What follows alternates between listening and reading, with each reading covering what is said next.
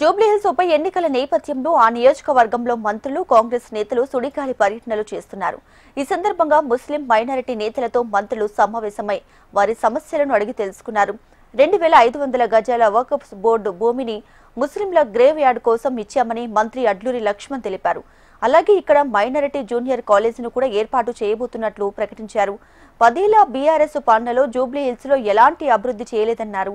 జూబ్లీహిల్స్ లో అన్ని సమస్యలే అని, కాంగ్రెస్ తోని అభివృద్ధి సాధ్యమన్నారు మంత్రి అడ్లూరి లక్ష్మణ్.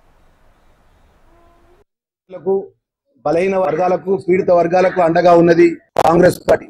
ఇంద్రమ్మ తల్లి గాని, సోనియా గాంధీ గారు కానీ, రాహుల్ గాంధీ గారు కానీ, గౌరవ ముఖ్యమంత్రి రేవంత్ రెడ్డి గారి నేతృత్వంలో ఈ రోజు వరకు వేదికపై ఉన్నటువంటి మేమందరం కూడా మా కబ్రస్థానికి సంబంధించిన మైనార్టీ ఏదైతే సుమారు 2500 అత్యంత ఖరీదు గల స్థలాన్ని గతంలో కేటాయించిన దాన్ని దశల వారీగా ఈ రోజు దానికి సంబంధించిన శాంక్షన్ ప్రొసీడింగ్ జీవో ద్వారా ఇవ్వడం జరుగుతుంది.